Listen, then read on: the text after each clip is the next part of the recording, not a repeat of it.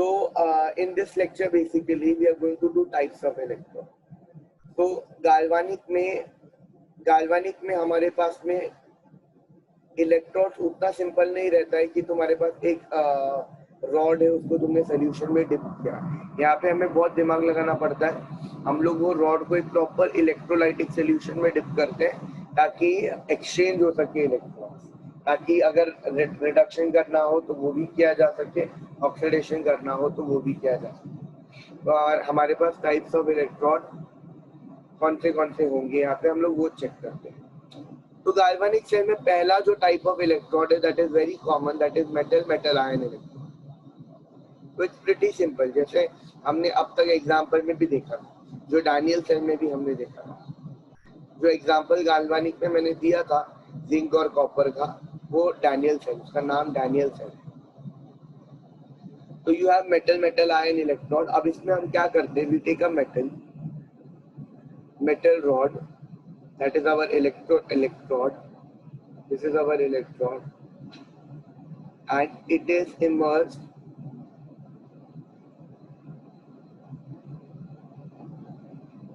in an electrolytic solution of its own ion.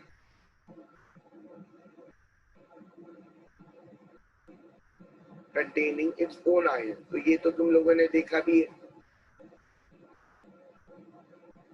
जो अब तक हम लोग एग्जाम्पल ले रहे थे गाल्वानिक का, उसमें हर जगह यही था।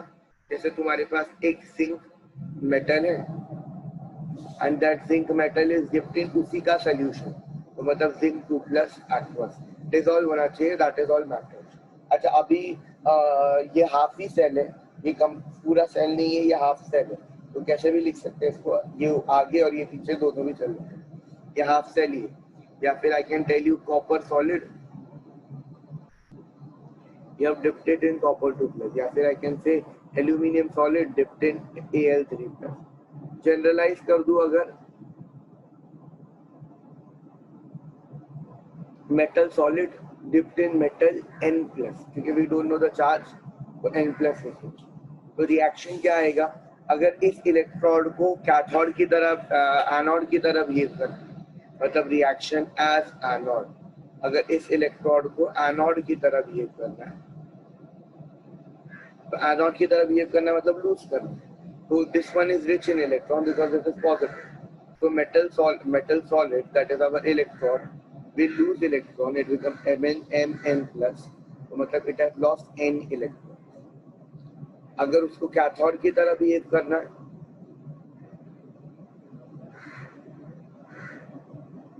तो it will be Mn plus n electron, then it will become M solid।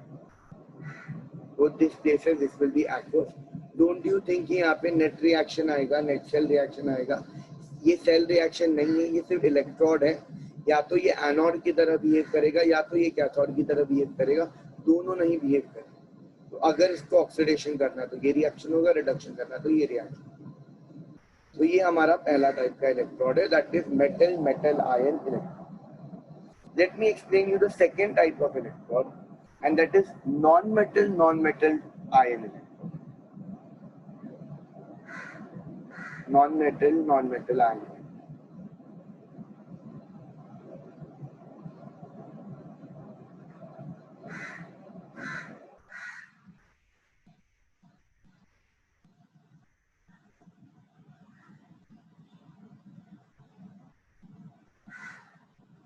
This is gas electrode।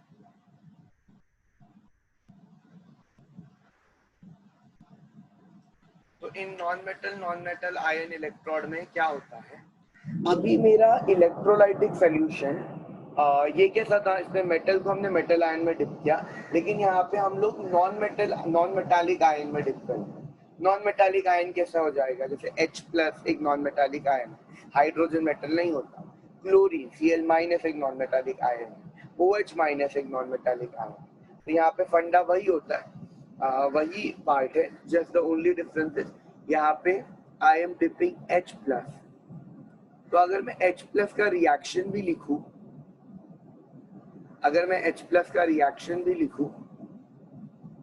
तो ये मेरा एक्वा सोल्यूशन है। और अगर मैं H प्लस का रिएक्शन भी लिखूं, that is reaction at cathode, जैसे this is going to gain electron. So 2H plus is going to gain 2 electrons. This is aqueous and it will become H2 gas. तो मतलब इसका जो counter है that should be H2 gas. जैसे इसका counter था Zn, मतलब Zn2 plus solution में था and Zn was my electron. ताकि देखो रिडक्शन ऑक्सीडेशन करना चाहिए वो, अगर रिडक्शन ऑक्सीडेशन करेगा तभी तो सेल कंप्लीट होगा. कहीं से इलेक्ट्रॉन निकलना चाहिए, कहीं पे इलेक्ट्रॉन यूज होना चाहिए. तो वैसे ही H प्लस के साथ में जोड़ी किसकी बेटर बैठेगी? H2. Zn2 प्लस के साथ में जोड़ी किसकी बेटर बैठेगी? Zn की. बट यहाँ पे भी have a small problem. The small problem is Zn2 plus के साथ में Zn आ गया, कॉपर 2 प्लस के साथ में कॉपर आ गया. तो ये जो दोनों Zn और कॉपर थे वो सॉलिड थे, मतलब वो सॉलिड से मतलब उनका रॉड है, वो रॉड को हम लोग वायर से कनेक्ट कर सकते हैं. ये जो तुम्हारा इलेक्ट्रोड होता है ये दो काम करता है. पहला तो सर्किट कंप्लीट करने का काम करता है ताकि वायर उस पर अटैच हो सके. ये तुम्हारे पास इलेक्ट्रोलाइटिक सॉल्यूशन है, ये रॉड है, ये रॉड पे ही वायर अटैच होगा ना, यहीं पे गैल्वेनोमीटर अटैच होगा, दूसरी तरफ कुछ होगा. दूसरा, it provides the site for the reaction. इसके ऊपर, इसके सरफेस के ऊपर रिएक्शन होता है तो सरफेस भी प्रोवाइड करता है. बट यहाँ पे in this gas electrodes the problem is कि मेरा जो इलेक्ट्रोड है दैट इज हाइड्रोजन गैस, वो तो गैस है, तो उसको वायर में कैसे कनेक्ट कर सकते हैं? तो that is actually not possible. तो हम लोग क्या करते हैं, we take an inert electrode that is platinum. Inert electrode मतलब क्या? जो सिर्फ सरफेस प्रोवाइड करेगा रिएक्शन के लिए और वायर कनेक्ट करके देगा, बट रिएक्शन में पार्टिसिपेट नहीं करेगा. At the end of the day तुम्हारे पास यही रिएक्शन होगा, 2H plus plus 2 electron giving you H2. Reaction anode कैसा रहेगा? H2 gas gives you 2H plus plus 2 electrons. So the entire thing in the entire thing platinum is not reacting. Platinum is just providing a surface to react. ठीक है, क्योंकि वरना कैसे surface बनेगी? तो in non metal ion electron हम कैसे लिख देंगे? यहाँ पे गैस इलेक्ट्रॉन है ना, अ नॉन मेटालिक गैस. यहाँ पे क्या रहेगा? Non metallic gas, that is hydrogen gas in this case, adsorbed on an inert electrode. दो जनरल इनर्ट इलेक्ट्रॉन हम कंसिडर करते हैं, एक प्लैटिनम और एक ग्राफाइट. इनर्ट इलेक्ट्रॉन मतलब जो रिएक्ट नहीं करेगा. adsorbed on an inert electron is immersed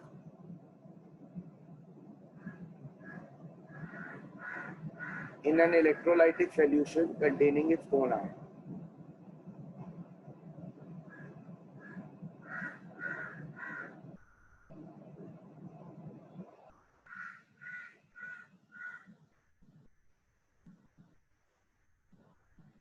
तो ये एक हो सकता है.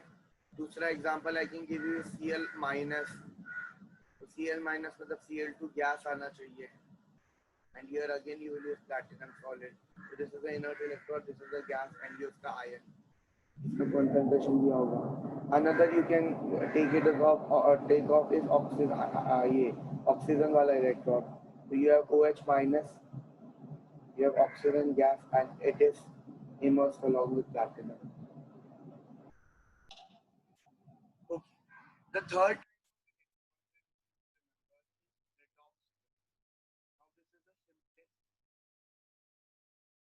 यहाँ पे हम क्या करते हैं, यहाँ पे हम लोगों को देखो ऑक्सीडेशन करना और रिडक्शन करना. तो इन मेटल आयन तुम्हारे पास में दो एंटिटीज है, एक इलेक्ट्रॉन रिच और दूसरा electron deficient. Zn2 plus is deficient, Zn is rich. So Zn can lose oxidation, Zn2 plus can gain or reduction. The same funda is over here also, लेकिन सिर्फ ये गैस में तो platinum डाल दिया. कुछ at the end of the day तो मेरे को सिर्फ दो एंटिटी चाहिए, जो एक इलेक्ट्रॉन रिच हो और दूसरा इलेक्ट्रॉन डेफिशिएंट हो. तो why not keep both the entities in the solution only. तो यहाँ पे इन दिस पार्ट हम लोग क्या करते हैं, तो जो हमारा इलेक्ट्रोलाइट है उसी में हम लोग एक मेटल के दो अलग ऑक्सीडेशन स्टेट में आयंस रख देते हैं. जैसे Fe2 प्लस Fe+3। तो यहाँ पे आयन के दो अलग ऑक्सीडेशन स्टेट में सोल्यूशन है और वही हम लोग ने इलेक्ट्रोलाइट में डाल रखा है। एंड इनर्ट इलेक्ट्रोड रिएक्शन करना है क्योंकि ये दोनों एक्वस होगा तो सॉलिड सरफेस प्रोवाइड करना जरूरी है ताकि जो वायर से कनेक्ट हो सके। तो हमने प्लैटिनम लिया।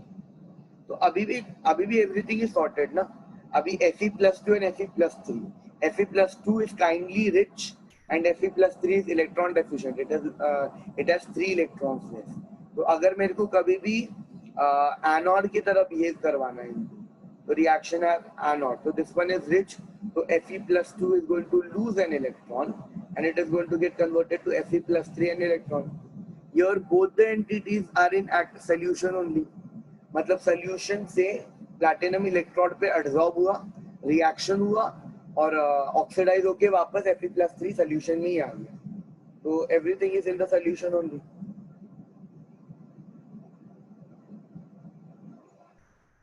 कैथोड की तरह अगर बिहेव करना है तो +3 will gain an electron and become Fe+2। तो वापस Fe+3 सोल्यूशन से प्लैटिनम पे एडसॉर्ब हुआ, रिएक्ट किया, इलेक्ट्रॉन गेन किया और वही Fe+2 बन के लूज हो गया। लूज हो गया मतलब सोल्यूशन में चला गया। तो यहाँ पे in this electrode the electrolytic solution consists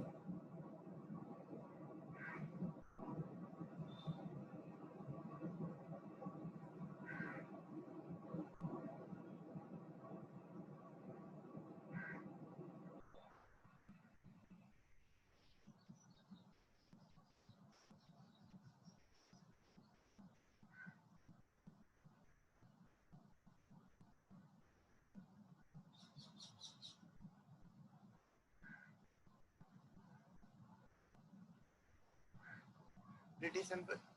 The electrolytic solution consists of salt of metal in two different oxidations. You can have iron as an example, you can have tin as an example, you can have copper as an example, you can have n number of examples. Whether you can have Sn+2, Sn+4, platinum. Or you can have copper+1, copper+2 and platinum. ये कोई necessity नहीं है कि plus छोटा वाला पहले लिखना है बड़ा वाला बाद में लिखना है। तुम कैसे भी लिखोगे तो भी अच्छा है। So this is redox electron. Now I'll come to the last one and this is nothing but तुम्हारा metal sparingly soluble salt electron.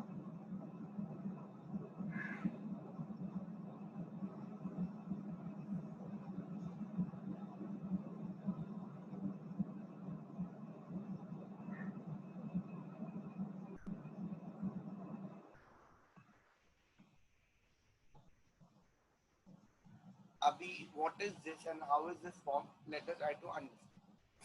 अभी जो मेरा नॉर्मल गैस इलेक्ट्रोड है उसमें सोल्यूशन में कोई प्रॉब्लम नहीं था। Solution was pretty good. मतलब तुम्हारा H+ ion Cl- OH- ion का सोल्यूशन था, that was pretty good.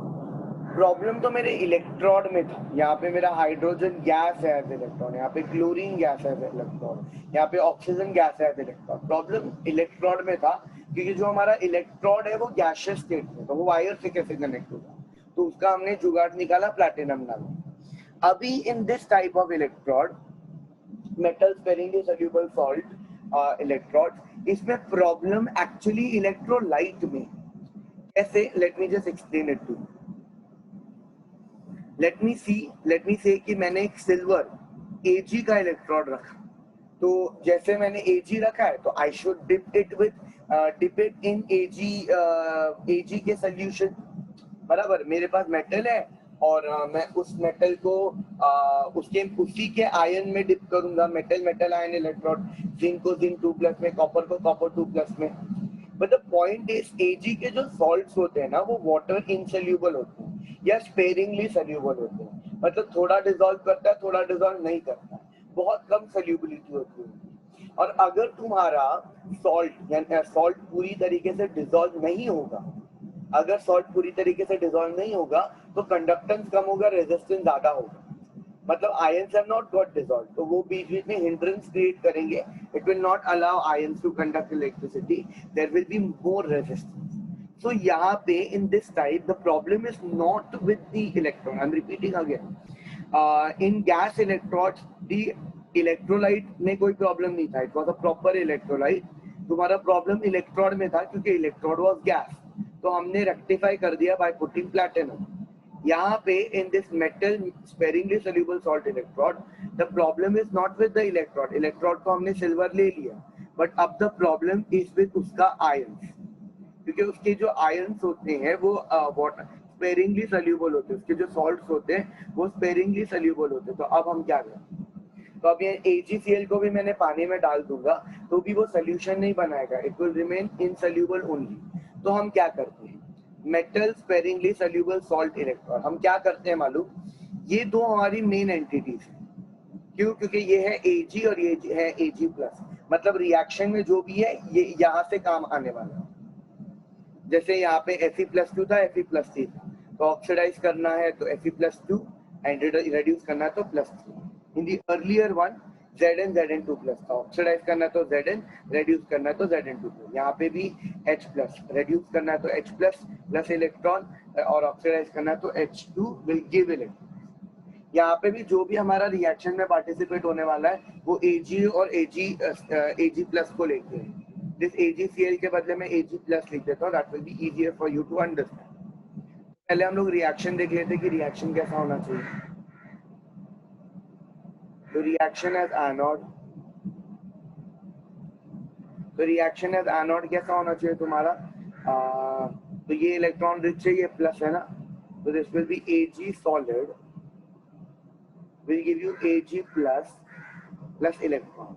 Now this Ag plus is not soluble, it is not dissolved, so I cannot write aqueous या I cannot write liquid. तो क्या लिखना है इसका मैं बताता हूँ थोड़े टाइम में, और ये रिएक्शन को भी हम थोड़ा चेंज करेंगे. लेकिन जनरलाइज में बताने की क्या कोशिश कर रहा हूँ, यहाँ पे जो भी काम करना है वो Ag प्लस और Ag को है. तो यहाँ पे भी Ag plus will gain an electron and become Ag solid. Now the problem is कि if Ag is solid, so is Ag plus. Ag plus is also solid because it is water insoluble. तो हम अब क्या करें, इसको कैसे solve करेंगे? तो in this metal sparingly soluble salt electrode, we take a metal, उसका जो सॉल्ट है वो पानी में डिसॉल्व नहीं होने वाला, तो हम उसी की कोटिंग कर देंगे. तो मैंने AgCl की ही कोटिंग कर दी ऑन Ag. ये Ag का मेरा इलेक्ट्रोड था, उसी में मैंने AgCl की कोटिंग कर दी, and now this entirely is on my electrode. तो this AgCl solid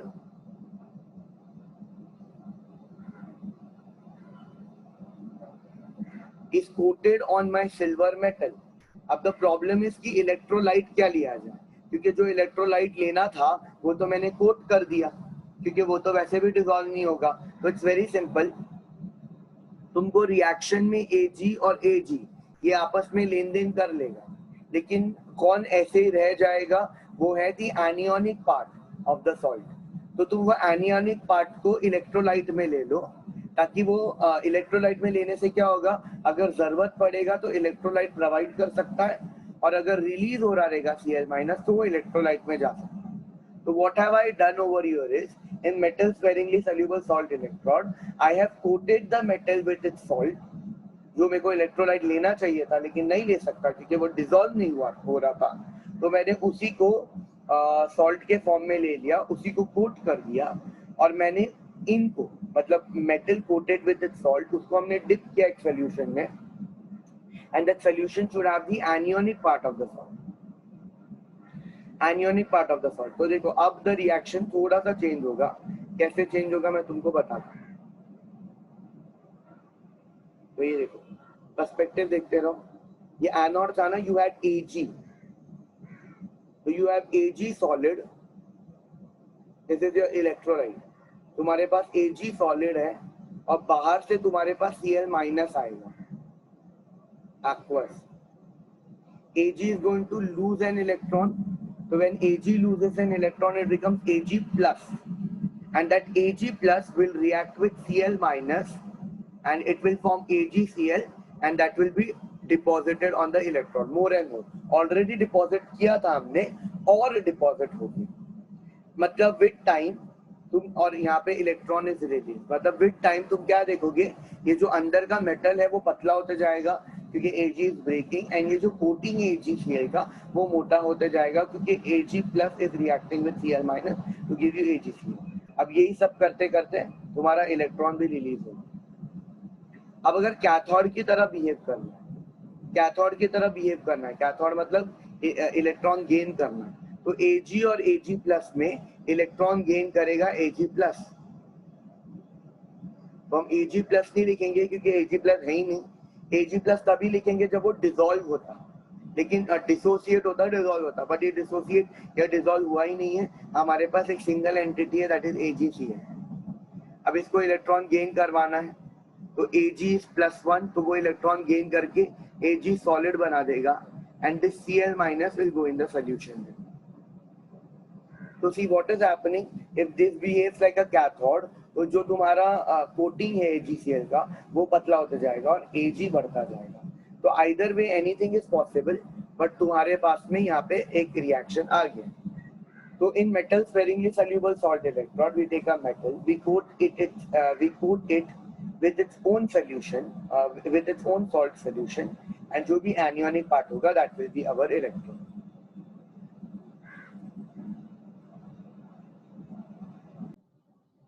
So we will see the definition of this one. So what is this in this electrode?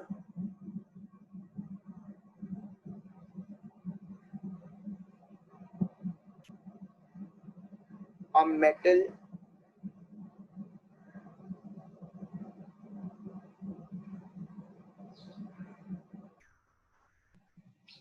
a sparingly salt electrode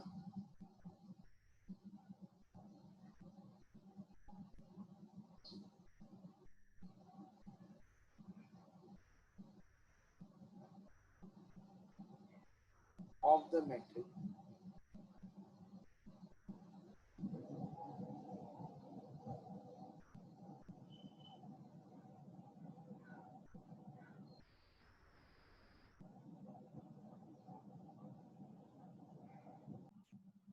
तो what have we done over here in metal sparingly soluble salt electrode? यहाँ पे तुम्हारा जो metal है और उसका जो sparingly soluble salt है वो आपस में इक्विलिब्रियम में है. ये वाले एग्जांपल में मैंने बोला था कि that is coated and it is immersed in a solution containing the same anion. तो जो भी तुम्हारा salt का anion होगा वो तुम्हारा इलेक्ट्रोलाइटिक सॉल्यूशन में भी होना चाहिए.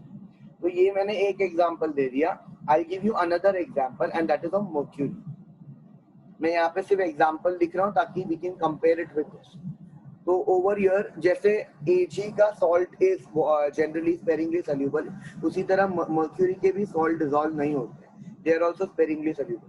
तो I have taken my metal mercury, मैंने उसी का एक सॉल्ट लेके रख दिया है.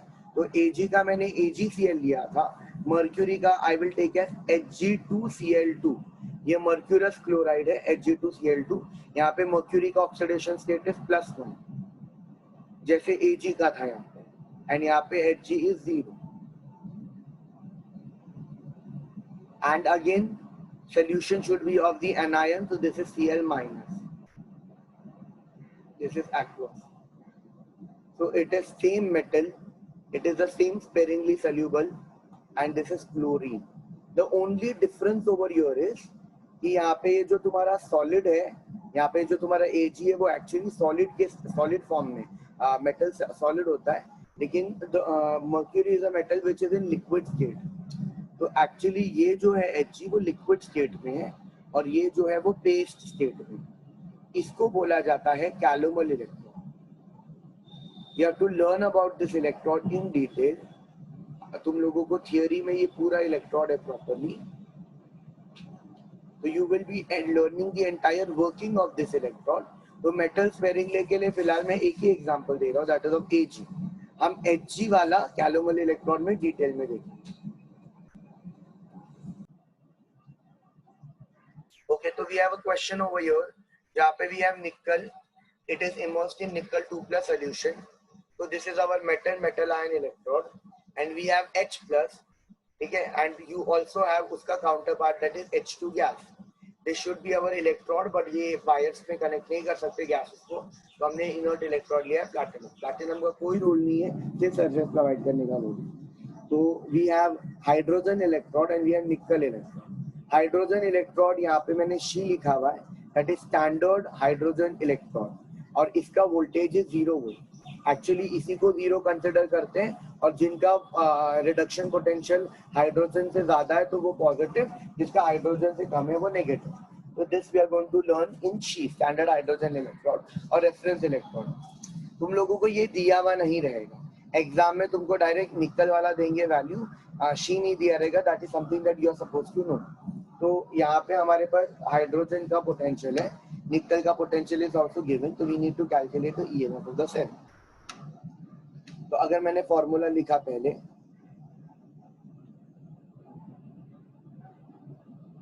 तो the first thing we will write a formula that is E cell will be equal to E naught cell minus 0.0592 upon valency log Q. तो फर्स्ट थिंग फर्स्ट, हम पहले E naught सॉर्ट करेंगे, ठीक है. तो E naught क्या आ जाएगा यहाँ पे. तो how to go about with this sum. तो हमारा क्वेश्चन तो हमने देखा, फॉर्मूला लिख दिया सबसे पहले मैंने, E cell is equal to E naught cell minus 0.0592 by valency log Q.